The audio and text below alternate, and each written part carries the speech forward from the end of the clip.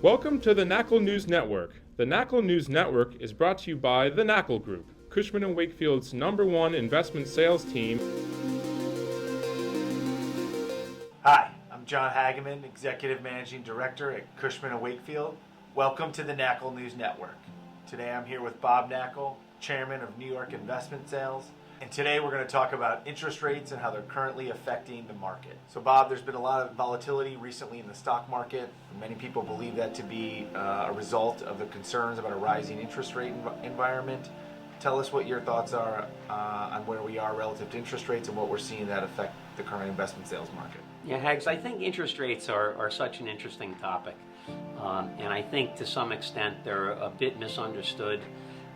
And one thing is clear, that very low interest rates are like heroin for the real estate market. It really drives everything and pushes it and maybe makes people overreact. When you have low interest rates in combination with the great availability of capital, that really is rocket fuel for the marketplace. But concerns about rising interest rates, I think, are a bit overblown.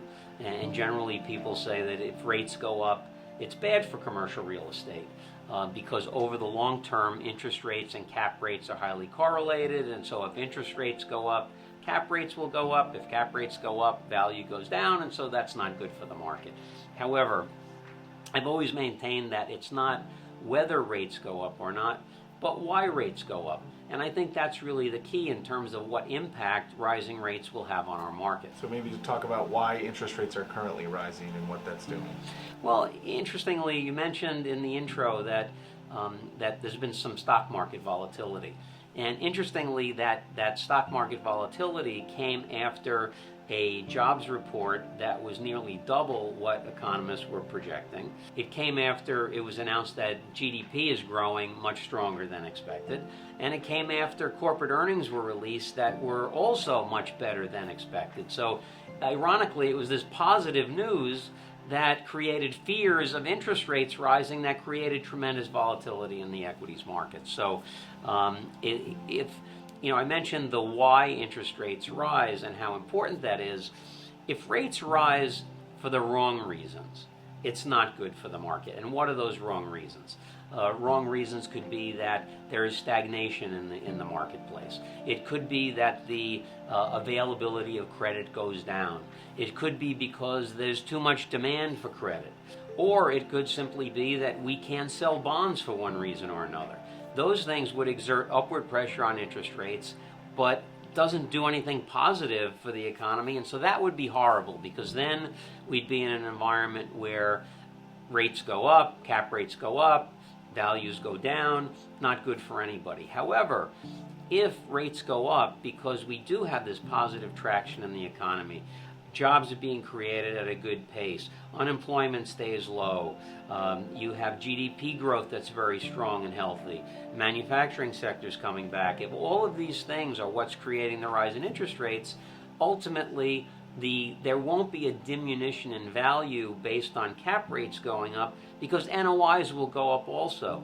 So it could be that you have rising interest rates, i.e. rising cap rates, and have increased value based on the fact that net operating incomes are going to be higher. Change in interest rates and that change in NOI don't happen concurrently. Well, that's the one downside to that dynamic that I just mentioned, is that if the Fed raised rates this morning, by this afternoon, banks may be quoting a different lending rate, which is going to impact the market immediately. Your NOI is not going up this afternoon. Your NOI is going to go up when your leases roll. So clearly it has a better or quicker impact on the residential market, where leases are for a shorter time, and a more delayed response in the retail and office markets. But again, if you look historically, the average 10-year Treasury rate has been about 5.5% over the long term. So we've been so far below that for so long that if you mention to somebody that the 10-year was going to be 5 or 5.5%, they might flip out. But actually it would be healthier for the market if rates were a little higher. And what do you mean by that, Bob? Why would that be healthier for the current investment sales market? Well, a couple of things. One, higher rates are better for folks who are living on fixed income.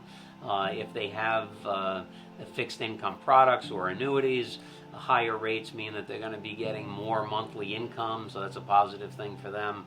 And also, higher rates are good for the market because they should be higher. It's indicative of an economy that's working well. Now, for instance, if you look at Japan, Japan went through a 20-year period where they had extraordinarily low interest rates, and it was because their policies weren't working properly. So to have slightly higher interest rates would be a good thing.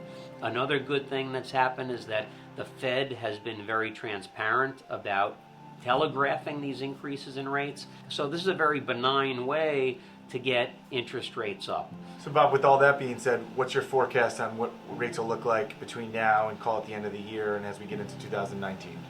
Well, who knows, Hags? I would be speculating on interest rate gotta derivatives.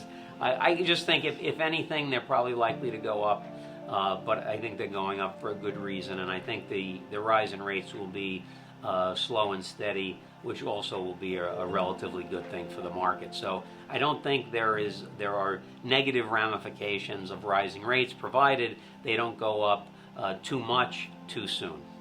In summary, interest rate movements are often misinterpreted by the market. The question is not what happens if they go up, but why they go up. Thus far, we have had positive traction in the economy, which is bumping rates slightly, but they are going up for the right reasons. If positive traction in the economy moves net operating incomes higher, then increased cap rates will have a muted impact on property values, and in fact, they could rise. Thank you for joining us today.